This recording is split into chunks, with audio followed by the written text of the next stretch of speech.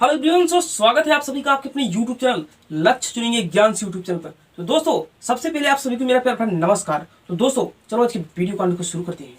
तो दोस्तों, जैसा कि आप वीडियो का टाइटल और थंबनेल पे देख ही चुके हैं कि यह वीडियो एक अलग ही टॉपिक बन रही है। यानी कि अलग टॉपिक क्या है भाई, आप लोग इस वीडियो के टाइटल और थंबनेल पे देख ही चुके हो ना। थंबनेल पे क्या लिखा है? थंबनेल पे यही लिखा है कि अगर आप लोग यूपी बोर्ड सिलेबस 2023-24 नहीं देखते हो सही प्रकार से भाई, तो फिर पछताने के लिए तैयार हो जाओ। जी हाँ दोस्तों, ये वास्तविक है और ये रियलिटी भी है, 100% रियलिटी भी है।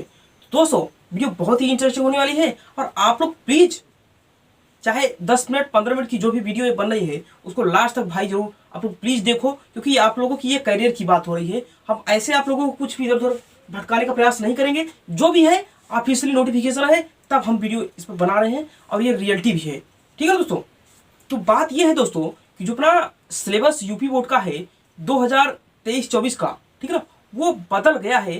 यानी कि एनसीईआरटी ने अपने पूरे किताब में अपडेट कर दिया है और एनसीईआरटी के अंतर्गत जितने भी बोर्ड हैं, चाहे यूपी बोर्ड हो, बिहार बोर्ड हो, एमपी बोर्ड हो या सीबीएसई बोर्ड हो, जो भी एनसीईआरटी को फॉलो करते हैं या एनसीईआरटी बेस्ड बोर्ड हैं, उन सभी में ये चीज़ देखने को, यानी कि इस बदलाव को देखने को मिलेगा दोस्तों। तो आप लोग जान लो दोस्तों, हम आज की इस वीडियो लेक्चर में यही सब चीज़ों को बताएंगे और कंपेयर करके भी बताएंगे कि आप लोग का पिछला सिलेबस क्या था और नया सिलेबस क्या हो गया है। ठीक है ना, आप लोग बस प्लीज़ वीडियो के लास्ट तक बने रहिए। बस दोस्तों, हम ये बताना चाहेंगे कि जो अपना पिछला सिलेबस था, यानी कि इससे पहले वाला जो एग्ज़ाम हुआ था हाई स्कूल और इंटर का, ठीक है ना, क्योंकि दोस्तों सबसे पहले ये जान लो दोस्तों, जो अपना ये सिलेबस जो चेंज हुआ है, यानी कि एनसीईआरटी ने जो चेंज किया है वो क्लास 9, 10, 11 और 12 सभी का चेंज किया है। यानी कि एनसीईआरटी के अंतर्गत 9, 10, 11, 12 जो भी बुक आती है उन सभी में आपको ये चेंज या बदलाव देखने को मिलेगा। आप लोग इस चीज़ को समझ लें। ठीक है, तो दोस्तों इस वीडियो के लेक्चर में हम लोग स्पेशली यहाँ पे क्लास 10 के विषय में बात करेंगे और क्लास 10 के जो भी सिलेबस है उस पर डिस्कशन करेंगे। ठीक है ना दोस्तों, तो क्लास 10 वाले भाई बहनों से हमारा सभी ने विनम्र निवेदन है कि वो लोग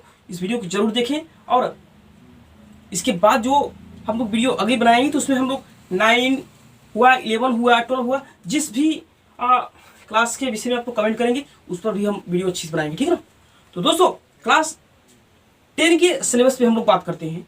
तो दोस्तों इससे पहले का जो सिलेबस था, यानी कि 2 साल से तो सबसे पहले कोरोना चल रहा है, तो उसमें हमारा 30% सिलेबस कम हो गया था। कितना? 30% सिलेबस को कम कर दिया गया था, चाहे वो कोई भी सब्जेक्ट हो। ठीक है ना, हाई स्कूल के विषय में कह रहा हूँ, हर एक विषय में कम कर दिया गया था। ठीक, अब चाहे एनसीईआरटी जितना बेस है उसमें भी और जो एनसीईआरटी बेस नहीं था उसमें भी, सब में 30% कम कर दिया गया था। ठीक है, अच्छा इतना बात हुआ। तो अब जो 30% सिलेबस कम हुआ था दोस्तों, वो 30% सिलेबस अभी तक जारी रहा। यानी कि जो इससे पहले जो एग्जाम हुआ है उसमें भी 30% लागू था, उसमें भी 30% सिलेबस कम था। लेकिन अब जो एग्जाम 2024 का होगा, यानी कि जो आप लोग अब प्रिपरेशन कर रहे हो 2024 के एग्जाम के लिए, वो तो 2023 के लिए था कि जो तो 2023 तक 30% सिलेबस कम था एग्जाम के लिए ना, लेकिन जो 2024 में एग्जाम होगा उसके लिए जो सिलेबस है दोस्तों वो ये है कि जो अपना 30% सिलेबस था, यानी कि कटा हुआ था ना, जो कटा हुआ था वो 30% सिलेबस को एक तरह से देखा जाए तो इसमें सबसे पहले तो एनसीईआरटी ने सबसे पहले अपने बुक में ऐड किया है ना, क्या जोड़ा है, और जोड़ने के बाद उसमें से जो 30% जोड़ा है कुछ उसमें से, और जो कटने के बाद जो बुक में बचे थे उनमें से लेकर, यानी कि उन दोनों में से मिलाकर कुछ सिलेबस को हटा दिया है। यानी कि जो मेरे कहने का मतलब ये हुआ भाइयों कि जो 30% कटा था कुछ उसमें से भाग, और जो शेष बचा था कुछ उसमें से भाग लेकर के एनसीईआरटी ने सिलेबस को हटाया है ना।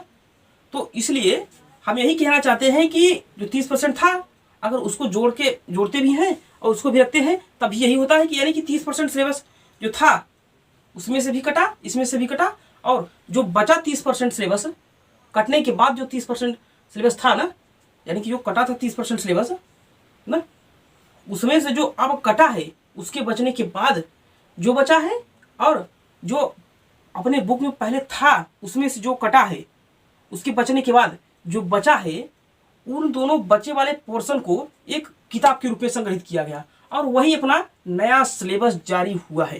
ठीक है, यानी कि उसी सिलेबस को नए रूप में ढाला गया है और उसी रूप में नया बुक बनाया गया है। यही मेरे कहने का मतलब ये हुआ भैया कि बचे हुए सिलेबस को लेके नया सिलेबस तैयार किया गया, नई बुकें बन रही हैं, छपी रही हैं। ठीक है ना। अच्छा, ये तो बात हुई इतनी। तो अब हम लोग ये जानते हैं कि जो अपना सिलेबस, नया सिलेबस आया है, ठीक है ना, वो नया सिलेबस क्या आया है, क्या पुराने सिलेबस से कुछ अलग आया है या इसी में से कट के गायब हुआ है, कैसे बना है।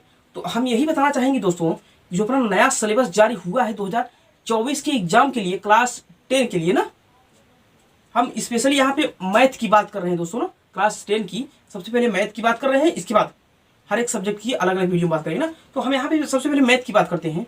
तो दोस्तों जो मैथ में है ना, जो क्लास 10 की एनसीईआरटी मैथ में जो नई बुक में 2024 में आया है, वो ये है कि जो अपनी पुरानी बुक थी, यानी कि जो पुराना सिलेबस था अपना, चाहे जैसा भी था, 15 चैप्टर था, अगर आप 30% काटते हो या नहीं काटते हो उसे कोई मतलब यहाँ पे बात नहीं है, क्योंकि एनसीईआरटी की पूरे बुक में 15 चैप्टर था। कितने?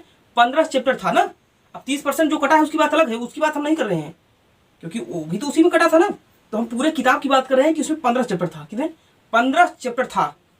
और जो भी सवालें थी वो तो है ही। तो जो 15 चैप्टर था दोस्तों, और जो भी सवालें थी, केवल उन्हीं में से कट के कम हुआ है सिलेबस। क्या?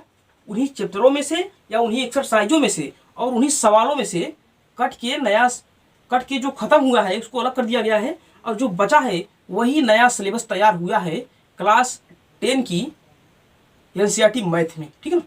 अब इसमें से एक लेसन को हटाया गया है और कुछ एक्सरसाइज को हटाया गया है और 2 सवालों को हटाया गया है। उन्हीं को हम लोग अच्छी प्रकार से जानेंगे। तो दोस्तों वीडियो बहुत ही इंटरेस्टिंग होने वाले। तो दोस्तों अब हम लोग बिना टाइम को वेस्ट करते हुए आप लोगों को लेके चलते हैं व्हाइट बोर्ड पे, और नई बुक और जो अपनी पुरानी बुक है इन दोनों को कंपेयर करके बताते हैं कि आखिर जो अपनी नई बुक बनी है पुरानी बुक से क्या क्या काट के नई बुक को बनाया गया है। आप लोग अच्छी प्रकार से उसको अपने सिलेबस को लिख भी लेंगे और पुरानी बुक जो भी है उस जिनके पास है उनको भी काट लेंगे, यानी कि पुरानी बुक में भी देख लेंगे और नई बुक क्या है उसको भी, दोनों सिलेबस को आप लोग देख लेंगे। तो पुरानी बुक में कट के जो नया सिलेबस बना है तो पुरानी बुक में आप लोग उसको काट भी लेंगे, और तब तक आपकी जहाँ कहीं बुक मार्केट में नहीं आई है वहाँ भी आ जाएगी, अगर जहाँ आई है वहाँ तो आप लोग ले ही लेंगे। लेकिन जो पुरानी बुक से कटा है उसको हम दिखा देते हैं ना। तो आओ चलते हैं अपनी वहाँ बोर्ड पे, और यहाँ पे एक तरफ अपनी नई सिलेबस को जो अपना 2024 के लिए उसको, और एक तरफ 2023 या उससे पहले का जो सिलेबस था उसको एक तरफ लिखते हैं और फिर कंपेयर करके आपको बताते हैं कि क्या क्या बदलाव किया गया है। ठीक है ना। चलो चलते हैं। तो फाइनली दोस्तों यहाँ पे हम लोग आ गए अपने व्हाइट बोर्ड की तरफ, और यहाँ पे दोस्तों आप लोगों के सामने, ये आप लोगों के सामने छिपकर से दिखा है, यहाँ पे लिखा है कि क्लास 10 एनसीईआरटी मैथ बुक, और यहाँ पे लिखा है पुराना पाठ्यक्रम प्रीवियस सिलेबस, और यहाँ पे है नया पाठ्यक्रम न्यू सिलेबस। ओके, यानी कि दोस्तों ये है अपना पुरानी जो बुक है ना, क्लास 10 एनसीईआरटी की जो पुरानी बुक है, इससे पहले यहाँ पे लिखा है 2023-24 के लिए ये अपना नया सिलेबस यहाँ दिख रहा है। और यहाँ पे जो है 2023-24 से पहले, यानी कि इससे पहले जो एग्जाम हुआ उससे पहले आप, यानी कि इससे पहले के अनुमान में सोचे, चाहे कोरोना काल हुआ चाहे जो हुआ ना, तो इससे पहले का पाठ्यक्रम यहाँ पे आप लोगों के सामने है। अब कोरोना काल में जो कट गया था उसकी बात अलग है, लेकिन जो पूरा अपना एनसीईआरटी जो बुक का सिलेबस था वो अपना इस प्रकार से था, यहाँ पे आप लोगों के सामने लिखा हुआ है ना। तो यहाँ पे है पुरानी बुक का पूरा पाठ्यक्रम, और यहाँ पे है नई बुक का पूरा पाठ्यक्रम आप लोगों के सामने, जो कि 2023-24 के लिए है। यहाँ पे दिख रहा है अच्छी प्रकार से। तो आओ यहाँ पे देखते हैं दोस्तों, अब यहाँ पे पुरानी बुक में कौन कौन से चैप्टर, कौन कौन से प्रश्नावली वैलिड थे, और नए में आकर जो नया बदलाव हुआ है उसमें कौन कौन से चैप्टर या कौन कौन से प्रश्नावली कट गए हैं या कौन कौन से सवाल कट गए हैं, बिल्कुल अच्छी प्रकार से जानेंगे। ठीक है ना। तो चलो देखते हैं। अब दोस्तों यहाँ पे है पाठ्यक्रम, यहाँ पे हमने लिखा है, और यहाँ पे लिखा है यानी कि ये पुराने जो पाठ्यक्रम है उनके पाठ है, कौन कौन सा पाठ है, पहला दूसरा तीसरा चौथा करके है, और जो पाठ का नाम है वो यहाँ पे है। और पाठ के अंतर्गत कौन कौन से जो यहाँ पे एक्सरसाइज मौजूद है, जैसे 1.1 1.2 इस प्रकार से यहाँ पे ये हैं। और उसी प्रकार से नए में भी वही चीज है, ये पाठ है और ये पाठ का नाम है, ठीक है ना, यहाँ पे। फिर वहाँ पे जैसे इसमें है उसी प्रकार से इसमें भी है कि जैसे प्रश्नावली 1.1 1.2 किस प्रकार से है उसी प्रकार से इसमें होना है। जस्ट बिल्कुल वैसा ही है जैसे पुराना है वैसे नया है, बस कारण यही है कि इसमें बदलाव हो गया है और इसमें पूरा का पूरा है ना। तो आओ देखते हैं। तो दोस्तों यहाँ पे पाठ 1 में अगर देखेंगे हम क्लास 10 एनसीईआरटी मैथ ना, तो अपनी पुरानी बुक है या इससे पहले की बुक है, यूं कह लीजिए ये जो अपनी पुरानी बुक है ये, तो इसमें यह है कि अपना प्रथम पाठ है वास्तविक संख्याएं जो है इनका। तो वास्तविक संख्याओं के अंतर्गत यहाँ पे पहला है 1.1 के अंतर्गत भूमिका, और 1.2 के अंतर्गत है यूक्लिड विभाजन प्रमेय का। फिर 1.3 के अंतर्गत है अंक गणित की आधारभूत प्रमेय। इसके बाद है 1.4 में अपरिमेय संख्याओं का पुनर्भ्रमण। फिर 1.5 में है परिमेय संख्याओं और उनके दशमलव प्रसारों का पुनर्भ्रमण। इसके बाद 1.6 में सारांश। इतना तो है अपनी पुरानी बुक के अंदर, ठीक है ना। और जो नया सिलेबस बदला है उसके अंतर्गत देखो क्या हुआ है। अब यहाँ पे है 1.1 के अंतर्गत है भूमिका ना, ये अपना प्रथम पाठ है जैसे यहाँ पे था उसी प्रकार से प्रथम पाठ ये है और पाठ का नाम ये है वास्तविक संख्या है, बिल्कुल वही चीज। और फिर अब देखो जैसे यहाँ पे 1.1 1.2 इस तरफ था, उसी तरफ यहाँ भी 1.1 1.2 इस तरफ है। तो 1.1 के अंतर्गत यहाँ पे है भूमिका। फिर 1.2 के अंतर्गत आता है अंक गणित की आधारभूत प्रमेय। 1.3 के अंतर्गत है अपरिमेय संख्याओं का पुनर्भ्रमण। 1.4 के अंतर्गत है सारांश। यानी कि अगर हम इसकी तुलना इससे करें, ठीक है, या इसकी तुलना इससे करें तो हम यहाँ पे देख पाते हैं कि अपना जो 1.1 यहाँ पे है क्या 1.1 यानी कि भूमिका जो है, भूमिका यहाँ पे है, तो भूमिका यहाँ वैसे ही है नए सिलेबस में ना। उसी प्रकार से यहाँ पे अगर यूक्लिड विभाजन प्रमेयिका की बात करें 1.2 के अंतर्गत है, तो यहाँ पे 1.2 के अंतर्गत अंक गणित की आधारभूत प्रमेय को रख दिया गया है। यानी कि जो यहाँ पे यूक्लिड विभाजन की जो प्रमेयिका 1.2 वाला यहाँ पे था, इसको यहाँ पे हटा दिया गया है प्रथम चैप्टर के अंतर्गत, और जो 1.2 है उसके स्थान पे यहाँ पे अंक गणित की आधारभूत प्रमेय को रख दिया गया, जैसा कि आप लोग देख रहे हो ना। यानी कि ये वाला यहाँ पे 1.2 के अंतर्गत रख दिया गया, मतलब कि जो 1.3 की में था वो अब 1.2 में हो गया ना। यहाँ पे हुआ जैसे अंक गणित की आधारभूत प्रमेय, ठीक है ना। तो जैसे ये था ना अंक गणित की आधारभूत प्रमेय, तो ये यहाँ पे हो गया 1.2 के अंतर्गत। 1.2 वाला यहाँ पे कट गया ना, ये यहाँ पे काट के 1.3 वाले को 1.2 कर दिया गया। यानी कि यूक्लिड विभाजन जो प्रमेयिका है इसको यहाँ से हटा दिया गया, ठीक है ना, और उसके स्थान पे अंक गणित की आधारभूत प्रमेय को रख दिया गया। ठीक, उसके और आगे देखते हैं 1.4 के अंतर्गत है अपरिमेय संख्याओं का पुनर्भ्रमण ना। तो जो 1.4 के अंतर्गत इसमें था अपरिमेय संख्याओं का पुनर्भ्रमण, अब उसको 1.3 के अंतर्गत किया गया अपरिमेय संख्याओं का पुनर्भ्रमण। फिर 1.5 में था कि परिमेय संख्याओं और उनके दशमलव प्रसारों का पुनर्भ्रमण। तो अब इसमें भी ये चीज नहीं है। 1.4 के अंतर्गत ये था अपरिमेय संख्याओं का पुनर्भ्रमण, तो जब यहाँ से एक कर गया तो ये 1.3 के अंतर्गत इसमें हो गया, ठीक है ना। उसी प्रकार से जब 1.5 वाला इसमें जो है वो 1.4 में यहाँ पे हो गया। 1.5 में यहाँ पे क्या है, 1.5 में यहाँ पे है कि परिमेय संख्याओं और उनके दशमलव प्रसारों का पुनर्भ्रमण ना। तो इसको भी यहाँ से काट दिया गया है, 1.5 वाले को भी काट दिया गया है इस चीज को ना।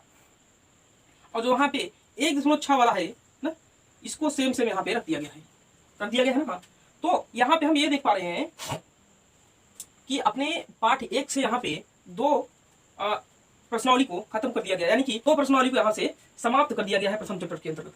जो नया सिलेबस है उसमें प्रथम चैप्टर के अंतर्गत 2 प्रश्नावली को समाप्त कर दिया गया है। अब इनको हटा के इनके स्थान पे ना इन सब चीजों को उपस्थित कर दिया गया, ठीक है ना।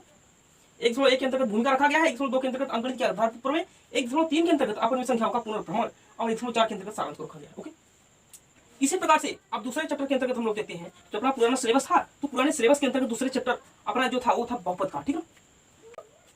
इसमें भी दूसरा चैप्टर बहुपद ही है, ठीक है। कोई बदलाव पाठ के अंतर्गत नहीं, यानी कि पाठ के नेम में कोई भी बदलाव नहीं, ठीक है ना। और जो पाठ के अंतर्गत पुराने में था वो ये था कि 2.1 के अंतर्गत भूमिका थी, तो 2.1 के अंतर्गत भूमिका यहाँ पे है, ठीक। अब 2.2 के अंतर्गत यहाँ पे बहुपद के शून्यंकों और बहुपद के शून्यंकों का ज्यामितीय अर्थ था ना, 2.2 के अंतर्गत। तो यहाँ पे भी है 2.2 के अंतर्गत बहुपद के शून्यंकों का ज्यामितीय अर्थ ना, ये भी करेक्ट है और ये भी करेक्ट है। उसके बाद 2.3 के अंतर्गत यहाँ पे था कि किसी बहुपद के शून्यंकों और गुणांकों में संबंध। तो यहाँ पे क्या है, किसी बहुपद के शून्यंकों और गुणांकों में संबंध, ये भी यहाँ पे ठीक है ना, यानी कि ये सब ठीक ठीक उपस्थित है उसमें भी। और 2.4 के अंतर्गत यहाँ पे था कि बहुपदों के लिए विभाजन एल्गोरिथम, लेकिन यहाँ पे नहीं है ना, यानी कि इसी को यहाँ से खलास कर दिया गया है, इसी को समाप्त कर दिया गया है। दूसरे चैप्टर के अंतर्गत यहाँ पे 2.4 को हटा दिया गया है ना, और 2.4 के स्थान पे जो 2.5 वाला था यहाँ पे सारांश है ना, क्या यहाँ पे जो सारांश था इसको यहाँ पे 2.4 के अंतर्गत रख दिया गया है, ठीक है। जब ये खत्म हो गया तो इसके स्थान पे यही तो आया, ठीक। तो यहाँ पे 2.4 के अंतर्गत ही आ गया, ठीक। तो इस तरह से दोस्तों यहाँ पे प्रथम चैप्टर के अंतर्गत कितने 2 एक्सरसाइज को हटा दिया गया है, और दूसरे चैप्टर बहुपद के अंतर्गत 1 एक्सरसाइज को हटाया गया है, ठीक है ना। और चैप्टर का नाम सब चीज सेम सेम है, ठीक है। तो इतना हुआ, हम लोगों ने 2 चैप्टर देखा, ठीक है। और हम ये भी बताना चाहेंगे दोस्तों कि कौन से सवाल चेंज हुए हैं कौन से नहीं। सिर्फ 2 ही सवाल चेंज हुए हैं, ठीक है। सॉरी चेंज नहीं, 2 कटे हैं। यानी कि मेरे कहने का मतलब यही हुआ कि जो अपना नया सिलेबस है वो पुराने सिलेबस से कटकर ही बना है, ठीक है ना। चाहे वो 30% वाले से कुछ कटा हो या पूरे वाले से, लेकिन नया कुछ भी नहीं जुड़ा है, ठीक है ना। इतना आप लोग जानते हो। और 2 सवालें भी कटी हैं, उन पर भी हम लोग चर्चा करेंगे। तो यहाँ पे हम लोगों ने 2 पार्ट तक कंप्लीट किया। अब चलो तीसरे चैप्टर की देखते हैं कि उसमें कौन सा कटा है, और इसी प्रकार से चौथे पांचवें पूरे को देख लेते हैं, ठीक है। चलो चलते हैं। तो दोस्तों यहाँ पे अपना तीसरा चैप्टर इस प्रकार से है। तीसरा अपना चैप्टर है कि 2 चर वाले रैखिक समीकरण युग्म, ठीक है। और यहाँ भी 2 चर वाले रैखिक समीकरण युग्म, यानी कि चैप्टर भी अपना समान है। और यहाँ पे तीसरे चैप्टर के अंतर्गत देखा जाए तो यहाँ पे 3.1 में भूमिका थी, और यहाँ भी 3.1 में भूमिका है। और यहाँ पे 3.2 के अंतर्गत 2 चरों में रैखिक समीकरण युग्म बैरिड है, यानी कि पुरानी वाली में। और फिर 3.2 के अंतर्गत इसमें देखेंगे तो इसमें हो गया है रैखिक समीकरण युग्म का ग्राफी विधि से हल, यानी कि इसमें जो तीसरा है कि रैखिक समीकरण युग्म का ग्राफी विधि से हल, तो यहाँ पे 3.2 में हो गया है, ठीक है। यानी कि यहाँ पे जो यहाँ पे है कि 2 चरों में रैखिक समीकरण युग्म, ठीक है ना, ये यहाँ पे कट गया है नई में ना, ये पुरानी में तो है लेकिन नई में कट गया है, तो यहाँ से हट गया है। और यहाँ पे 3.2 के सामने ये वाला चीज हटा के यहाँ पे 3.3 वाला चीज 3.2 में कर दिया गया है, यानी कि रैखिक समीकरण युग्म का ग्राफी विधि से हल, जो कि यहाँ पे है, ठीक है। इसको 3.2 में कर दिया गया जो कि 3.3 में था। तो यहाँ से कौन कटा, यहाँ से कट गया 2 चरों में रैखिक समीकरण युग्म, ठीक है। उसके बाद है 3.4 के अंतर्गत एक रैखिक समीकरण युग्म को हल करने की बीज गणितीय विधि। इसके अंतर्गत यहाँ पे खंड में तोड़ के दिया है कि 3.4.1 के अंतर्गत प्रतिस्थापन विधि, फिर 3.4.2 के अंतर्गत विलोपन विधि, और 3.4.3 के अंतर्गत वज्र गुणन विधि।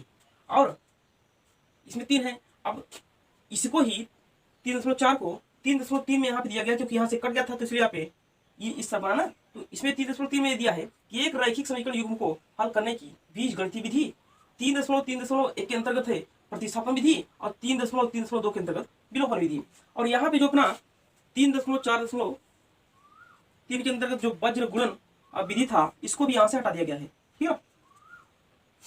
ओके, वज्र गुणन विधि को भी हटा दिया गया है, सिर्फ विलोपन विधि तक ही सीमित है, यानी कि प्रतिस्थापन विधि और विलोपन विधि दोनों है। और वज्र गुणन खंड विधि को यहाँ से हटा दिया गया है नए सिलेबस के अनुसार। तो ये आप लोग ध्यान रखिएगा। अब 3.5 के अंतर्गत है कि 2 चरों के रैखिक समीकरण युग्म में बदले जा सकने वाले समीकरण, तो यहाँ भी सिलेबस के अंतर्गत नए में नहीं रखा गया है, इसको भी यहाँ से हटा दिया गया है। और यहाँ पे जो अपना 3.6 के अंतर्गत पुरानी में वैलिड है कि सारांश, तो सारांश को यहाँ पे रखा गया है 3.4 के अंतर्गत, ठीक है। यानी कि अगर इसमें से देखा जाए तो यहाँ से पुराने वाले में जो 2 एक्सरसाइज थे यहाँ पे उनको, और यहाँ पे एक्सरसाइज के अंतर्गत जो खंड था 3.4.3, उसको यहाँ पे 3 चीजों को हटाया गया है ना। और यहाँ पे आप लोग देख रहे हैं कैसे है, यहाँ पे 304 तक हुआ है और यहाँ पे 306 तक था खंड है ना, ये अपना एक्सरसाइज, ठीक। यहाँ से 2 एक्सरसाइज समझ लीजिए और यहाँ पे 1 खंड समझ लीजिए ना, वो चीजें हट गई हैं और बाकी अपना इस प्रकार का बन गया, ठीक। तो ये था तीसरा चैप्टर। और आओ चलते हैं चौथे चैप्टर की ओर। चौथा चैप्टर अपना है द्विघात समीकरण, और द्विघात समीकरण इसमें भी है चौथे चैप्टर में। तो यहाँ पे प्रथम तो है 4.1 के अंतर्गत भूमिका, और भूमिका यहाँ भी है 4.1 के अंतर्गत। 4.2 के अंतर्गत यहाँ द्विघात समीकरण है, और 4.2 के अंतर्गत यहाँ भी द्विघात समीकरण सेम है। फिर है 4.3 के अंतर्गत गुणन खंडों द्वारा द्विघात समीकरण का हल। फिर यहाँ भी 4.3 के अंतर्गत है गुणन खंडों द्वारा द्विघात समीकरण का हल। ओके, फिर 4.4 के अंतर्गत आता है द्विघात समीकरण का पूर्ण वर्ग बनाकर हल। तो यहाँ पे 4.4 के अंतर्गत है मूलों की प्रकृति ना, यानी कि यहाँ पे जो 4.4 था पुरानी बुक के अंतर्गत, इसको यहाँ पे नए में हटा दिया गया है ना, और इसके स्थान पे जो 4.5 है मूलों की प्रकृति ना, इसको अब 4.4 के अंतर्गत यहाँ पे रख दिया गया है, जैसा कि आप लोग देख रहे हो ना। ये यहाँ पे जो था 4.5 और यहाँ पे 4.6 के अंतर्गत जो सारांश है, सारांश को तो रखा ही गया है 4.5 के अंतर्गत, क्योंकि यहाँ पे एक कट गया तो उसके स्थान पर आ गया, ठीक है। तो यहाँ से अगर देखा जाए चौथे चैप्टर के अंतर्गत, तो चौथे चैप्टर से यहाँ पे एक एक्सरसाइज को हटाया है। वो कौन सी है? वो यही है कि द्विघात समीकरण का पूर्ण वर्ग बनाकर हल करना, इसको यहाँ से हटा दिया गया, ठीक है ना, इस नए सिलेबस के अकॉर्डिंग, ठीक। और इसके चौथे जो द्विघात समीकरण का पूर्ण वर्ग बनाकर हल कर रहा था उसको हटा के उसके स्थान पे जो 4.5 था मूलों की प्रकृति, उसको यहाँ पे रख दिया गया, ठीक। तो ये था अपना तीसरा चौथा चैप्टर का सिलेबस। आप लोग स्क्रीनशॉट ले, फिर हम चलते हैं पांचवें और छठवें चैप्टर की ओर, ठीक। दूसरे यहाँ पे ना पार्ट 5 है ना, या यहाँ पे अध्याय 5 है, और इस चैप्टर 5 या पार्ट 5 का जो नाम है वो है समांतर श्रेणियां ना। पुराने में अपने ये था और नए में भी वही नाम सेम है, समांतर श्रेणियां, ठीक है ना। अब यहाँ पे हम देखते हैं कि पांचवें के अंतर्गत यहाँ पे कौन कौन से टॉपिक यहाँ पे उपस्थित है, ठीक है ना। तो यहाँ पे हम देखेंगे तो यहाँ पे 5.1 के अंतर्गत भूमिका, 5.2 के अंतर्गत समांतर श्रेणियां, 5.3 के अंतर्गत एपी का जन्मांतर पद, और 5.4 के अंतर्गत एपी के प्रथम n पदों का योग। इसके बाद 5.5 के अंतर्गत सारांश। ये सभी टॉपिक उपस्थित थे अपने पांचवें चैप्टर के अंतर्गत, ठीक है ना, जो अपना प्रीवियस ईयर यानी कि अब से पहले का जो अपना पाठ्यक्रम था, ठीक है ना। और उसी प्रकार से अगर हम नए में यानी कि जो हमारा अब नया सिलेबस आया है 2023-24 के लिए, अब हम देखते हैं कि पांचवें चैप्टर में क्या क्या परिवर्तन कुछ हुआ है या सेम टू सेम पांचवें चैप्टर को रखा गया है। और देखते हैं दोस्तों, तो यहाँ पे हम ये देख पा रहे हैं कि 5.5 के अंतर्गत भूमिका है, 5.2 के अंतर्गत समांतर श्रेणियां, 5.3 के अंतर्गत एपी का जन्मपद, और 5.4 के अंतर्गत एपी के प्रथम n पदों का योग। इसके बाद 5.5 के अंतर्गत सारांश उपस्थित है। यहाँ पे हम ये देख पा रहे हैं दोस्तों कि अपने पांचवें चैप्टर के अंतर्गत कुछ भी बदलाव नहीं हुआ है मित्रों, यानी कि अपने पांचवें चैप्टर के अंतर्गत कुछ भी परिवर्तन नहीं किया गया है। पांचवें चैप्टर को जैसे को तैसा उठा के रख दिया गया, ठीक है ना। तो इस तरह से हम लोगों ने पांचवें चैप्टर को जाना कि पांचवें चैप्टर में कोई परिवर्तन नहीं हुआ, ठीक। और देखते हैं छठवें चैप्टर को। तो अपना छठवां चैप्टर इस प्रकार से है। छठवें चैप्टर का नाम था त्रिभुज, और नए में भी इसका नाम त्रिभुज ही है, ठीक। पाठ के लिए में कोई भी परिवर्तन नहीं है। अब हम देखते हैं कि पाठ में कितने टॉपिक उपस्थित है और नए में कितने टॉपिक उपस्थित हो गए हैं, ठीक।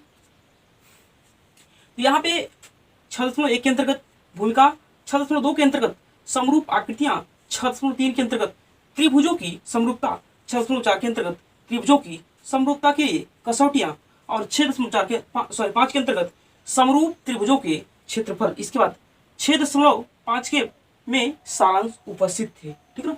इतना तो अपने पुराने सिलेबस में उपस्थित थे ना, इतने टॉपिक छठे चैप्टर के अंतर्गत। और हम नए में देखते हैं तो नए में यहाँ पे 6.1 के अंतर्गत भूमिका, 6.2 के अंतर्गत समरूप आकृतियां, 6.3 के अंतर्गत त्रिभुजों की समरूपता, 6.4 के अंतर्गत त्रिभुजों की समरूपता के लिए कसौटियां, और 6.5 में सारांश विद्यमान है। तो यहाँ हम अगर इसकी मिलान करें तो हम देख पाते हैं कि यहाँ पे 6.1 के अंतर्गत भूमिका, यहाँ पे भूमिका भी है, समरूप आकृतियां 6.2 में, तो 6.2 में समरूप आकृतियां, 6.3 के अंतर्गत त्रिभुजों की समरूपता, 6.3 के अंतर्गत त्रिभुजों की समरूपता, 6.4 के अंतर्गत त्रिभुजों की समरूपता के लिए कसौटियां। तो यहाँ पे भाई साहब त्रिभुजों की समरूपता के लिए कसौटियां यहाँ भी विद्यमान है, ठीक है ना, यानी कि ये भी सही है, ठीक है। और यहाँ पे 6.5 के अंतर्गत समरूप त्रिभुजों के क्षेत्रफल, तो यहाँ पे समरूप त्रिभुजों के क्षेत्रफल विद्यमान नहीं है, यानी कि यहाँ पे 6.5 वाला पोर्शन यहाँ पे विद्यमान नहीं है इस अपने नए सिलेबस में, ठीक है। इसके बाद 6.5 में जो सारांश था उसको 6 यहाँ पे 6.6 है, थोड़ा सा लिखने में थोड़ी सी डिस्टर्बेंस हुई, इसके लिए माफी चाहेंगे। यहाँ पे 6.6 है, ठीक है ना। तो इस कारण से जब 6.6 में यहाँ पे सारांश था तो यहाँ पे 6.5 में सारांश उपस्थित हो गया। क्यों? क्योंकि यहाँ से अपना एक टॉपिक कट चुका है नए सिलेबस के लिए, ठीक है ना। कौन सा? वो ये है कि समरूप त्रिभुजों के क्षेत्रफल, यानी कि दोस्तों अब जो नया सिलेबस है उसमें एक आपको टॉपिक नहीं मिलेगा जो कि कट चुका है, समरूप त्रिभुजों के क्षेत्रफल, ठीक है। जब ये 6.5 हुआ करता था अपने प्रीवियस ईयर में, तो इस कारण से 6.5 के अंतर्गत अब सारांश को रखा गया, क्योंकि 6.6 तक पूरे टॉपिक थे, ठीक ना। और 6.4 के अंतर्गत तो जो है उससे मैं 6.5 के अंतर्गत ये था, जिसको जब काट दिया गया है तो इसके स्थान पे सारांश को 6.5 में यहाँ पे कर दिया गया, और 6 से सारांश 6.5 में हो गया, ठीक है। तो इस प्रकार से हम लोगों ने अपने 6वें चैप्टर में देखा कि हमारा सिर्फ एक टॉपिक यहाँ से कटा है, ठीक। तो आप लोग प्लीज इसका स्क्रीनशॉट लें और फिर हम लोग चलते अपने अगले चैप्टर की ओर, ठीक है ना। दोस्तों हम ये कहना चाहेंगे कि आप लोग अपने पुरानी बुक के अंदर इन सब चीज़ों को काटते फिरते रहिए। जैसा भी हम इसमें बता रहे हैं कि जो जो मतलब मिल रहे हैं वो तो ठीक है, जो अपना नए सिलेबस के अकॉर्डिंग कर चुके हैं उनको प्लीज आप लोग काटते जाइए, ठीक है ना, ताकि आप लोगों को अब जो नए अकॉर्डिंग यानी कि न्यू पाठ्यक्रम के अनुसार से पढ़ाई करें तो आप लोगों को पढ़ाई करने में कोई परेशानी न हो, क्योंकि अभी तक नई बुक तो अभी तक मार्केट में हर जगह उपलब्ध नहीं होगी। तो इसलिए आप लोग अभी पुरानी बुक से ही पढ़ाई करें। और क्योंकि आप लोग ये तो जानते ही हो कि नए जो बुक या नया जो सिलेबस है इसमें अलग से कुछ भी नहीं जोड़ा गया है, जो भी है वो पुराने अपने सिलेबस से कटकर ही नया बना है, ठीक है ना। तो इसलिए आप लोग को परेशान होने की कोई भी ज़रूरत नहीं है, आप लोग पुरानी बुक से ही बहुत ही अच्छी प्रकार से पढ़ाई कर सकते हैं, ठीक है ना।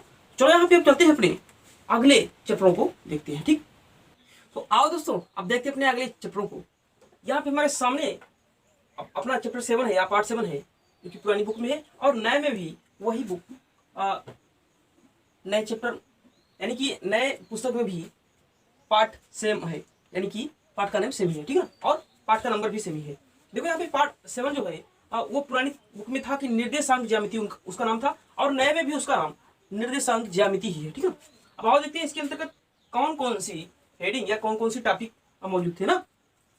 यहाँ पे हम देख पा रहे हैं कि 7.1 के अंतर्गत भूमिका थी, 7.2 के अंतर्गत दूरी सूत्र, 7.3 के अंतर्गत विभाजन सूत्र, इसके बाद 7.4 के अंतर्गत यहाँ पे क्या था, यहाँ पे था त्रिभुज का क्षेत्रफल, ये 7.4 है, इसके अंतर्गत त्रिभुज का क्षेत्रफल था, और यहाँ पे 7.5 के अंतर्गत सारांश था। लेकिन जब हम अपने नए पाठ्यक्रम में इन सबको देखते हैं तो यहाँ पे हम ये देख पाते हैं कि यहाँ पे 7.1 भूमिका मिला है, 7.2 दूरी सूत्र भी यहाँ पे है, 7.3 विभाजन सूत्र भी यहाँ है, 7.4 त्रिभुज का क्षेत्रफल यहाँ पे नहीं है, 7.5 सारांश यहाँ पे दिया गया, ठीक है। तो यहाँ से हम देख पा रहे हैं कि जो 7.4 है अपना त्रिभुज का क्षेत्रफल, ये यहाँ से वाई साहब हटा दिया गया ना। अपने नए पाठ्यक्रम में इस त्रिभुज का क्षेत्रफल है, ये हेडिंग मतलब ये हेडिंग या ये टॉपिक हटा दिया गया है। अब इससे संबंधित जो भी प्रश्नावली होगी वो तो भाई हटेगी, क्योंकि वो तो ऑलरेडी कटी होगी, ठीक है ना। तो ये यहाँ पे 7.4 जो है त्रिभुज का क्षेत्रफल हटा दिया गया है, और 7.4 के स्थान पे 7.5 सारांश रखा गया है। जाहिर सी बात है, देख सकते हो ना। अब चलो अगले चैप्टर को देखते हैं। अपना 8वां चैप्टर इस प्रकार से है, जो पुरानी बुक में था वो था कि त्रिकोणमिति का परिचय, और नए में भी उसका सेम नाम है, त्रिकोणमिति का परिचय ना। इसके अंतर्गत यहाँ पे जो हेडिंग थी या जो टॉपिक थी ये थी 8.1 के अंतर्गत भूमिका, 8.2 त्रिकोणमिति अनुपात, 8.3 कुछ विशिष्ट कोणों के त्रिकोणमिति अनुपात, 8.4 के अंतर्गत पूरक कोणों के त्रिकोणमिति अनुपात, और 8.5 के अंतर्गत त्रिकोणमिति सर्वसमीकरण, और 8.6 के अंतर्गत सारांश था ना। अब देखो दोस्तों यहाँ पे हमने छोटा सा हेडिंग लिखा है प्रश्न संख्या 3 को छोड़कर। अब इसके बारे में भी बात करते हैं ना। देखो यहाँ पे 8.4 जो है त्रिकोणमिति का जो 8वां चैप्टर है त्रिकोणमिति का परिचय, इसके अंतर्गत जो नए में ये हुआ है 8.1 के अंतर्गत भूमिका, 8.2 के अंतर्गत त्रिकोणमिति अनुपात, 8.3 के अंतर्गत कुछ विशिष्ट कोणों के त्रिकोणमिति अनुपात, और 8.4 के अंतर्गत त्रिकोणमिति सर्वसमीकरण, 8.5 के अंतर्गत सारांश ना। तो यहाँ से भी देख पा रहे हैं कि 8.1 भूमिका यहाँ पे है, 8.2 त्रिकोणमिति अनुपात भी यहाँ पे है, 8.3 कुछ विशिष्ट कोणों के त्रिकोणमिति अनुपात ये भी यहाँ पे है, और चौथा है कि 8.4 जो है पूरक कोणों के त्रिकोणमिति अनुपात। तो यहाँ पे पूरक कोणों के त्रिकोणमिति अनुपात नहीं है दिया इसमें, और 5वां दिया है कि 8.5 त्रिकोणमिति सर्वसमीकरण, तो यहाँ पे त्रिकोणमिति सर्वसमीकरण दिया है, फिर 8.6 सारांश, तो यहाँ पे सारांश 8.5 ने दिया ना। तो यहाँ से हम देख पा रहे हैं कि जो अपनी 8.4 हेडिंग कौन सा, जो 8.4 का जो हेडिंग है पूरक कोणों के त्रिकोणमिति अनुपात, यहाँ पे हम हेडिंग की बात कर रहे हैं, यहाँ पे प्रश्नावली की बात नहीं कर रहे हैं, ठीक है ना। क्योंकि आप लोग जानते हो इस रूप से पहले स्पष्ट रूप से आप लोग क्लियर हो जाओ, जो प्रश्नावली है वो हेडिंग है, इसमें थोड़ा सा अभी ये अंतर चल रहा है कि जो अपना हेडिंग होता है ना वो मतलब एक क्रम आगे चलता है ना, यानी कि एक क्रम आगे है और प्रश्नावली एक क्रम पीछे। जैसे कि यहाँ पे 8.4 8.1 इस पर से ना, इस यहाँ पे है कि 8.2 ना, तो अब यहाँ पे प्रश्नावली होगी जो वो 8.1 होगी ना। इससे आप लोग कंफ्यूज मत होइएगा कि 8.2 प्रश्नावली होगी, नहीं। अगर हम 8.2 यहाँ पे हेडिंग की बात कर रहे हैं तो जो प्रश्नावली होगी वो 8.1 प्रश्नावली होगी ना। इस चीज का आप लोग ध्यान रखिए। तो यहाँ पे जैसे है कि 8.4 है पूरक कोणों के त्रिकोणमिति अनुपात ना, तो ये अपना हेडिंग है ना। हाँ ये हेडिंग है, ये हेडिंग यहाँ से पूरा का पूरा कट चुका है, इसमें नहीं है। और एक चीज और ध्यान रखिए कि प्रश्न संख्या 3 को छोड़कर हम ये कह रहे हैं कि जो 8.4 की जो प्रश्नावली है, कौन सी प्रश्नावली जो 8.4 है नए में, जो पुराने अपनी प्रश्नावली जो 8.4 थी वो अब नए में 8.3 होगी प्रश्नावली, इसकी बात करें ना। तो उसमें से जो प्रश्न संख्या 3 थी, कौन सी, जो पुरानी बुक में अपने 8वें चैप्टर की प्रश्नावली जो 8.4 थी, उसमें जो तीसरा प्रश्न था उसको भी यहाँ से हटा दिया गया है। इसको भी आप लोग ध्यान रखिए क्यों हटाया गया है, क्योंकि जो प्रश्न संख्या जो 3 था, ये जो पुरानी बुक में जो प्रश्नावली 3 से मिल रहा था ना, यानी कि प्रश्नावली 3 से मिलता जुलता क्वेश्चन था जो प्रश्नावली 8.4 में था ना। मेरे कहने का मतलब यही हुआ कि जो प्रश्नावली 8.4 का जो तीसरा क्वेश्चन था वो प्रश्नावली 8.3 से मिलता जुलता था, इसलिए यहाँ पे उसको भी यहाँ से हटा दिया गया है। क्योंकि जब हेडिंग मतलब 8.4 को हटाया गया जो पूरक कोणों के त्रिकोणमिति अनुपात, तो जाहिर सी बात है कि हमने बताया कि जो प्रश्नावली हो वो एक पीछे चल रही है, तो जाहिर सी बात है कि वो प्रश्नावली 8.3 ही होगी जो हटी होगी, क्योंकि यहाँ पे हेडिंग है प्रश्नावली, हेडिंग यहाँ पे है 8.4 पूरक कोणों के त्रिकोणमिति अनुपात। तो ये मतलब हुआ कि 8.3 की प्रश्नावली का ही हेडिंग है। तो जब अपना ये प्रश्नावली 8.3 हटा और उसकी हेडिंग 8.4 हटा, तो प्रश्न संख्या जो 8.4 में जो प्रश्नावली 3 से मिलता जुलता था वो भी हट जाएगा। तो इसलिए यहाँ पे ये भी हट गया, आप लोग इसको अच्छे प्रकार से जान लीजिए, ठीक है ना। उसके बाद 8.5 त्रिकोणमिति सरसंख्याएं यहाँ पे 8.4 में रख दी गई है ना, त्रिकोणमिति सरसंख्याएं, क्योंकि यहाँ पे हटा तो उसके क्रम पे यहाँ पे आ गया। फिर 8.6 है सारांश, तो यहाँ पे 8.5 में सारांश हो गया एक क्रम ऊपर जाके, ठीक है ना। तो ये चीजें थी, आप लोग इसका स्क्रीनशॉट ले ले, फिर हम चलते हैं अपने अगले चैप्टरों की ओर, ठीक है। तो आओ दोस्तों यहाँ पे हम अगले चैप्टरों को भी देख लेते हैं। यह हमारा इस पर 9वां चैप्टर है। 9वां चैप्टर जो अपनी पुरानी पाठ्यक्रम में है वो त्रिकोणमिति के कुछ अनुप्रयोग था, इस नाम से था, ठीक है। और नए में जो है सेम महीने में है त्रिकोणमिति के कुछ अनुप्रयोग, ठीक है। आओ देखते हैं इसके अंतर्गत क्या था। इसके अंतर्गत 9.1 के अंतर्गत भूमिका थी, 9.2 के अंतर्गत ऊंचाइयां और दूरियां थी, ठीक है, और 9.3 के अंतर्गत सारांश था। अब यहाँ पे हमने प्रश्न संख्या 16 को छोड़कर लिखा है, थोड़ा सा इसको भी बताते हैं। अब यहाँ पे हम देखते हैं कि नए पाठ्यक्रम के अनुसार 9.1 के अंतर्गत ऊंचाइयां और दूरियां है और 9.2 के अंतर्गत सारांश है। तो यहाँ से हम देख पा रहे हैं दोस्तों, क्योंकि यहाँ पे 9.3 तक है, यानी कि सारांश अपना 9.3 में है, और यहाँ पे जो भूमिका है 9.1, तो यहाँ पे भूमिका नहीं है, यानी कि दोस्तों यहाँ से भूमिका को यहाँ से हटा दिया गया है भाई साहब। यानी कि जो 9वां चैप्टर आप लोग को नए सिलेबस के अकॉर्डिंग पढ़ने को मिलेगा उसमें भूमिका नहीं मिलेगी, डायरेक्ट आपको ऊंचाइयां और दूरियां यहाँ से शुरू होगा, ठीक है ना। तो आप लोग इस चीज को ध्यान रखिएगा। और यहाँ पे थोड़ा सा एक चीज और ध्यान रखिए, जो प्रश्न 9.2 ऊंचाइयां और दूरियां यहाँ पे जो है 9.1 के अंतर्गत रखा गया है, उसमें से प्रश्न संख्या 16 को छोड़कर यहाँ पे बनाया गया, यानी कि जो अपना नया सिलेबस बना है उसमें जो 16 क्वेश्चन थे ना, 9.2 के अंतर्गत पहले थे, अब तो 9.1 के अंतर्गत बनेगा, तो उसमें जो 16 क्वेश्चन थे उसमें जो लास्ट वाला 16वां था उसको हटा दिया गया भाई साहब। अब सिर्फ 15 क्वेश्चन देखने को मिलेंगे आप लोगों को नई सिलेबस जो का जो बुक होगा ना 9वां चैप्टर का ऊंचाइयां और दूरियां के अंतर्गत, ठीक है। तो यहाँ पे इस चीज को ध्यान रखिए। और 9.3 के अंतर्गत यहाँ पे सारांश था, तो उसको यहाँ पे 9.2 के अंतर्गत रखा गया, ठीक है। तो यहाँ से यही एक मात्र क्वेश्चन को कट किया गया है, और एक 8वें चैप्टर से, यानी कि 2 क्वेश्चन हमने बताया था, तो 2 क्वेश्चन यही दोनों थे, ठीक है, एक ये और एक 8वां था, 8वें चैप्टर का जो था ना क्वेश्चन डाल लिया हमने। तो यहाँ से 9वां चैप्टर से भूमिका कटी और यहाँ से एक क्वेश्चन। अब चलो देखते हैं 10वें चैप्टर की ओर। 10वां अपना वृत्त था और नए में भी वृत्त ही है, ठीक। इसके अंतर्गत पहले 10.1 में भूमिका थी, 10.2 के अंतर्गत वृत्त की स्पर्श रेखा, और 10.3 के अंतर्गत एक बिंदु से एक वृत्त पर स्पर्श रेखाओं की संख्या। फिर 10.4 के अंतर्गत सारांश था। और यहाँ पे अगर हम देखते हैं तो 10.1 के अंतर्गत भूमिका, 10.2 के अंतर्गत वृत्त की स्पर्श रेखा। 10.3 के अंतर्गत एक बिंदु से एक वृत्त पर स्पर्श रेखाओं की संख्या और 10.4 के अंतर्गत सारांश। भाई साहब यहाँ पे हम लोग ये देख पा रहे हैं कि अपने 10वें चैप्टर के अंतर्गत कोई भी बदलाव नहीं हुआ है, यानी कि 10वां अपना चैप्टर जैसे ही होता ऐसा ही शिफ्ट कर दिया गया है या रख दिया गया। ठीक है, क्या कहा हमने कि 10वें चैप्टर के अंतर्गत कोई भी बदलाव नहीं हुआ है, 10वां चैप्टर अपना सेम टू सेम रखा गया है नए सिलेबस में। ठीक है, अपने पुराने सिलेबस के अकॉर्डिंग ही नए सिलेबस नए पाठ्यक्रम में इसको रखा गया। ठीक है, नए सिलेबस में।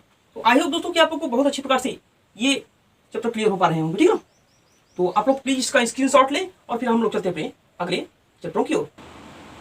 तो दोस्तों आओ यहाँ पे देखते हैं अगले चैप्टरों को। ठीक है ना दोस्तों, यहाँ इस बार हमारे सामने पाठ 11 है और पाठ का नाम है रचनाएं। दोस्तों इसके अंतर्गत हम सभी देखते हैं तो हमारे प्रीवियस ईयर में यानी कि प्रीवियस ईयर की जो पाठ्यक्रम था उसमें यहाँ पे 11.1 के अंतर्गत भूमिका थी, 11.2 के अंतर्गत रेखाखंड का विभाजन था और 11.3 के अंतर्गत किसी वृत्त पर स्पर्श रेखाओं की रचना। ठीक है, ये था। और 11.4 के अंतर्गत सारांश था। ठीक, अच्छा इतना तो था प्रीवियस ईयर में। लेकिन भाई साहब आप लोग जान लो कि नए सिलेबस के अनुसार इस जो अपना जो 11 वाला चैप्टर है इसको भाई साहब पूरी तरह से समाप्त कर दिया है, पूरी तरह से हटा दिया गया है। यानी कि 11वां चैप्टर पूरी तरह से अपने न्यू सिलेबस से हट चुका है। ठीक है ना, यहाँ पे जो पूरा का पूरा 11वां चैप्टर रचनाओं वाला था वो यहाँ पे भाई साहब अपने इस सिलेबस के लिए या न्यू सिलेबस के रूप में हट चुका है। पुराने सिलेबस में था लेकिन न्यू सिलेबस से हट चुका है, बल्कि उसके स्थान पे ना क्या उसके स्थान पे 11 नंबर के स्थान पे यहाँ पे 12वें चैप्टर को सम्मिलित किया गया। 11वें नंबर पे 12वें नंबर के चैप्टर को रख दिया गया है। क्या 12वें चैप्टर को रख दिया गया है। ठीक है ना, अब यहाँ पे हम देख पाते हैं कि 12वां चैप्टर क्या है और इसको 12वें चैप्टर में से क्या काट छाट के यहाँ पे रखा है या पूरा रखा है। अब इसको पहले हम लोग यहाँ पे 12वें चैप्टर को देखते हैं। तो 12वां चैप्टर अपना प्रीवियस ईयर का ये है कि वृत्तों से संबंधित क्षेत्रफल ना, ये चैप्टर का नाम है 12वें का। और इसके अंतर्गत 12.1 में भूमिका थी, 12.2 के अंतर्गत वृत्त की परिमाप वृत्त का परिमाप और क्षेत्रफल एक समीक्षा ये था। फिर 12.3 ना क्या 12.3 इसके अंतर्गत त्रिज्यखंड और वृत्तखंड के क्षेत्रफल ये यहाँ पे पूरी जो बता रहे हैं हमें ये टॉपिक है ना। हाँ, तो और 12.4 के अंतर्गत समतल आकृतियां ना, समतल आकृतियों के संयोजन के क्षेत्रफल और 12.5 के अंतर्गत सारांश था। ठीक है, अच्छा इतना तो था, यानी कि इतना तो टॉपिक ठीक है थे 12वें चैप्टर के अंतर्गत अपने जो प्रीवियस ईयर थी। और दोस्तों जब 11वें चैप्टर को हटा के 11 नंबर पे जब 12वें चैप्टर को शिफ्ट किया गया या रखा गया है तो भाई साहब उसमें देखते हैं क्या क्या किया गया है। ठीक है ना, यहाँ पे देखेंगे तो अब इसको 11 चैप्टर में रखा गया, इसलिए 11 चैप्टर से 11.1 से शुरू किया है। तो 11.1 के अंतर्गत यहाँ पे भूमिका है, 11.2 के अंतर्गत त्रिज्यखंड और वृत्तखंड के क्षेत्रफल है। और यहाँ पे सॉरी एक सेकंड एक जगह मिस्टेक हो रहा था, यहाँ पे 11 है भाई साहब, आप लोग भूलिएगा मत, ये 11 ही है ना, कौन सा 11। हाँ, और यहाँ पे 11.3 के अंतर्गत सारांश उपस्थित है न्यू सिलेबस में। तो यहाँ से हम क्या देख पा रहे हैं, हम यहाँ से यही देख पा रहे हैं कि जो 12.1 के अंतर्गत भूमिका था तो भूमिका यहाँ भी है, और 12.2 के अंतर्गत वृत्त का परिमाप और क्षेत्रफल एक समीक्षा ये यहाँ पे था लेकिन यहाँ पे नहीं है। त्रिज्यखंड और वृत्तखंड के क्षेत्रफल ना ये यहाँ पे विद्यमान है, त्रिज्यखंड और वृत्तखंड के क्षेत्रफल। ठीक है, तो यहाँ से हम ये देख पा रहे हैं कि सबसे पहले तो यहाँ पे 12.2 ये यहाँ से कटा है। ठीक, और ये तो यहाँ पे है मिल गया। फिर 12.4 के अंतर्गत समतल आकृतियों के संयोजन क्षेत्रफल। ठीक, तो यहाँ से भाई साहब ये भी हमें देखने को नहीं मिला है इसमें ना, इसके अंतर्गत ये भी नहीं मिला है। यहाँ पे 12.5 के अंतर्गत जो सारांश था, सारांश यहाँ पे हमें 11.3 के अंतर्गत विद्यमान है। तो यहाँ से हम क्या देख पा रहे हैं, हम यहाँ से यही देख पा रहे हैं दोस्तों, जो न्यू सिलेबस में अपने 12वें चैप्टर को शिफ्ट किया गया है उसके अंतर्गत यहाँ पे 2 टॉपिक को हटाया गया है। कितने 2 टॉपिक को हटा दिया गया है। ठीक है, अब यहाँ पे वही 2 टॉपिक है। पहला है कि वृत्त का परिमाप और क्षेत्रफल एक समीक्षा, फिर यहाँ पे है समतल आकृतियों के संयोजन के क्षेत्रफल। ठीक है, बाकी सबको 11 चैप्टर के क्रम के अनुसार रखा गया। ठीक है, जितने भी टॉपिक बचे हैं और बाकी को जैसा किया है हटा दिया। ठीक है, तो दोस्तों इस प्रकार यहाँ पे 11वें और 12वें चैप्टर का खेल था भाई साहब, देख लो आप लोग। तो चलो अगले चैप्टर की ओर ध्यान देते हैं और इन सबका आप लोग प्लीज स्क्रीनशॉट ले लीजिए। ठीक, चलो चलते हैं। तो दोस्तों यहाँ पे हम लोगों के सामने अगला अपना चैप्टर इस प्रकार से है, जिनको आप लोग देख लीजिए। ठीक है, यहाँ पे 13वां चैप्टर है और यहाँ पे 14वां चैप्टर है, और क्योंकि यहाँ पे एक चैप्टर कम चुका है, हो चुका है ऑलरेडी, इसलिए यहाँ पे 13वां चैप्टर यहाँ पे अपना 12वां बन गया, और यहाँ पे 14वां वाला 13वां चैप्टर बन चुका है, जैसा कि आप लोग जान चुके हो। अब देखते हैं प्रीवियस ईयर में इनमें क्या था और इनमें क्या हो गया ना। देखो 13.1 के अंतर्गत पहले चैप्टर देख लो, अब पृष्ठीय क्षेत्रफल और आयतन था 13वां चैप्टर, और 13.1 के अंतर्गत भूमिका था, 13.2 के अंतर्गत ठोसों के संयोजन का पृष्ठीय क्षेत्रफल, 13.3 के अंतर्गत ठोसों के संयोजन का आयतन, 13.4 के अंतर्गत एक ठोस का एक आकार से दूसरे आकार में रूपांतरण था। इसके बाद 13.5 के अंतर्गत शंकु का चिन्हक, और 13.6 के अंतर्गत सारांश था। भाई साहब आप लोग देख लो अच्छी प्रकार से। अब देखो दोस्तों, जब यहाँ पे 13वां चैप्टर 12वां चैप्टर बन गया, तो अब हो सकता है इसमें क्या हो सकता है, देखो इसमें क्या परिवर्तन हुआ है कि नहीं, डायरेक्ट 12वें चैप्टर को नोट किया। देखो यहाँ पे है 12.1 के अंतर्गत इसी को रखा गया जब, तो 12.1 के अंतर्गत भूमिका, 12.2 के अंतर्गत ठोसों के संयोजन का पृष्ठीय क्षेत्रफल, और 12.3 के अंतर्गत ठोसों के संयोजन का आयतन, और 12.4 के अंतर्गत सारांश। तो यहाँ पे हम ये देख पा रहे हैं दोस्तों कि अपनी जो भूमिका है यहाँ पे मिल रही है, और ठोसों के संयोजन का पृष्ठीय क्षेत्रफल ये भी मिल रहा है, ठोसों के संयोजन का आकार सॉरी आयतन, तो यहाँ पे ठोसों के संयोजन का आयतन ये भी मिल रहा है, और एक ठोस का एक आकार से दूसरे आकार में रूपांतरण, और शंकु का छिन्नक। यहाँ पे भाई साहब दो चीजें यहाँ पे देखने को नहीं मिल रही हैं, जबकि सारांश यहाँ पे देखने को मिला है। तो यहाँ पे देख पा रहे हैं कि यहाँ पे 13.4 के अंतर्गत जो दोस्तों था, और 13.5 के अंतर्गत था, यानी कि एक ठोस का एक आकार से दूसरे आकार में रूपांतरण और शंकु का छिन्नक। भाई साहब यहाँ से दोनों टॉपिक गायब हो चुके हैं, ठीक है, नए सिलेबस से हट चुके हैं, जैसा कि आप लोग जान लो। तो आप लोगों ने क्या देखा कि जो अपना 13वां चैप्टर 12वां बना है नए सिलेबस में, उसमें से दो टॉपिक यहाँ पे हट चुके हैं। ठीक है, 12वें चैप्टर के अंतर्गत से दो टॉपिक हट चुके हैं, जान लिया हमने। अब चलो 14वां की ओर चलते हैं, जो कि अपना नए सिलेबस में 13वां चैप्टर बन चुका है। अब यहाँ पे है सांख्यिकी, और नाम से मैं यहाँ पे सांख्यिकी, भले ये 13वां बना है, ये 14वां था। अब इसके अंतर्गत 14.1 में भूमिका था, 14.2 के अंतर्गत वर्गीकृत आंकड़ों का माध्य था, और 14.3 के अंतर्गत वर्गीकृत आंकड़ों का बहुलक था। इसके बाद 14.4 के अंतर्गत वर्गीकृत आंकड़ों का माध्यक, 14.5 के अंतर्गत संचयी बारंबारता, बंटन का आलेखीय निरूपण, और 14.6 के अंतर्गत सारांश था। जब दोस्तों यहाँ पे 14वां चैप्टर 13वां बन गया, तो यहाँ पे देखते हैं इसमें क्या क्या परिवर्तन हुआ है, कि वैसे ही रखा गया है ना। देखो इसमें 13.1 के अंतर्गत भूमिका, यहाँ पे भूमिका दिख रहा है, और 13.2 के अंतर्गत वर्गीकृत आंकड़ों का माध्य, तो 13 यहाँ पे 14.2 के अंतर्गत वर्गीकृत आंकड़ों का माध्य मिल रहा है, भले चैप्टर अलग है ना, और 13.3 के अंतर्गत वर्गीकृत आंकड़ों का बहुलक, तो यहाँ पे वर्गीकृत आंकड़ों का बहुलक भी यहाँ पे मिला है, और फिर वर्गीकृत आंकड़ों का माध्यक, और तो यहाँ पे वर्गीकृत आंकड़ों का माध्यक यानी कितना तो मिला है। फिर यहाँ पे सारांश इसमें है, और इसमें सारांश यहाँ पे है, लेकिन 14.5 यानी कि संचयी बारंबारता, बंटन का आलेखीय निरूपण, भाई साहब ये यहाँ पे टॉपिक इसमें नहीं आया है नए में, यानी कि यहाँ से जो अपना 14.5 था संचयी बारंबारता बंटन का आलेखीय निरूपण, ये भाई साहब नए सिलेबस से हट चुका है। आप लोगों ने अच्छी प्रकार से देख लिया, ठीक है ना। 14वें के अंतर्गत कौन सा हटा है, 14.5 जो टॉपिक था संचयी बारंबारता बंटन का आलेखीय निरूपण, ये यहाँ पे नए सिलेबस से हट चुका है। अगर ये होता तो इसको भी 13वें चैप्टर के अंतर्गत रखा जाता, लेकिन इसको काट दिया गया, ठीक है ना। क्या किया गया है, काट दिया गया है। आप लोगों ने अच्छी प्रकार से देख लिया, ठीक है ना। तो आप लोग इसका स्क्रीनशॉट ले लो, फिर हम लोग चलते हैं अपने अगले चैप्टर की ओर, ठीक है ना। चलो चलते हैं। अब यहाँ पे अपना अगला चैप्टर इस प्रकार से आप लोग देख लीजिए, यह अपना 15वां चैप्टर पुरानी बुक में इस प्रकार से, और नए में 14वें चैप्टर में इस प्रकार से हो गया है, ठीक है ना। तो 15वें में था चैप्टर का नाम प्रायिकता, जो कि 15वां चैप्टर था, और इसके अंतर्गत 15.1 में भूमिका, 15.2 के अंतर्गत प्रायिकता एक सैद्धांतिक दृष्टिकोण, इसके बाद 15.3 के अंतर्गत सारांश उपस्थित, ठीक है। अब नए में देखते हैं तो ये चीज पाठ 14 के अंतर्गत हो गया है, और पाठ का नाम सेम है प्रायिकता, ठीक। 14.1 के अंतर्गत यहाँ पे प्रायिकता एक सैद्धांतिक दृष्टिकोण, इसके बाद 14.2 के अंतर्गत सारांश उपस्थित है ना। यहाँ पे हम ये देख पा रहे हैं दोस्तों, यहाँ पे जो पुरानी अपनी बुक में 15.1 था भूमिका, अब यहाँ पे भाई साहब भूमिका को कट कर दिया गया, यहाँ से भूमिका को हटा दिया गया। जब 14.1 के अंतर्गत हम देखते हैं तो यहाँ पे हम पाते हैं प्रायिकता एक सैद्धांतिक दृष्टिकोण, यानी कि यहाँ से भूमिका को कट कर दिया गया है, और डायरेक्ट यहाँ पे 14.1 के अंतर्गत प्रायिकता एक सैद्धांतिक दृष्टिकोण को रखा गया है, जो कि 15.2 के अंतर्गत उपस्थित है, ठीक है। और यहाँ पे सारांश को सेम टू सेम रखा गया है। तो यहाँ पे मैं ये देख पा रहे हैं कि 15वें चैप्टर से अपनी पुराना 15वां चैप्टर था बुक के, और जो नए में वो बना है तो उसमें से एक प्रश्नावली को कट किया गया। ठीक है, प्रश्नावली क्या मतलब भूमिका जो है उसको कट किया गया। ठीक, और बाकी जैसा ही को तैसा ही रखा गया है ना।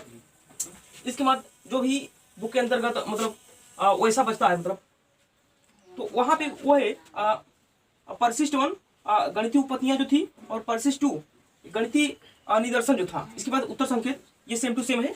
और जैसे इसमें सेम टू सेम था उसी प्रकार से अब नई जो बुक है उसमें भी चैप्टर के बाद सेम टू सेम रखा गया। जैसे परिशिष्ट 1 गणितीय उपपत्तियां, परिशिष्ट 2 गणितीय निदर्शन, इसके बाद उत्तर और संकेत।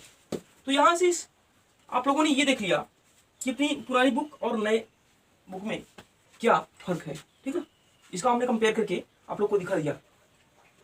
तो दोस्तों आप लोग यही देख पाए हो आज की इस वीडियो में कि हमारा जो नया सिलेबस है किस प्रकार से बदल पाया होगा। आई होप कि आप लोग इसका स्क्रीनशॉट ले लिए होंगे, और आप लोग जो अपनी पुरानी बुक है उसमें ये सब पार्ट जो है और इनकी जो प्रश्नावली है इनको आप अवश्य ही कट कर पाए होंगे, और जो भी प्रश्न कटे हैं उनको भी आप लोग अच्छे प्रकार से कर पाए होंगे, क्योंकि अभी तक हर जगह मार्केट में बुक अवेलेबल नहीं हो पाई है। इस कारण आप लोग प्लीज अपनी पुरानी बुक से ही स्टडी करते रहें। ठीक है ना, और जब नई बुक आएगी तो आप लोग चाहे तो ले सकते हैं, क्योंकि नई बुक में कुछ भी अलग से कुछ भी नहीं जुड़ा है। जो भी है वो अपनी पुरानी बुक से कट के ही नई बुक बनाई गई है या बनाई जाएगी। अभी तो क्योंकि मार्केट में आई नहीं है ना, क्योंकि जो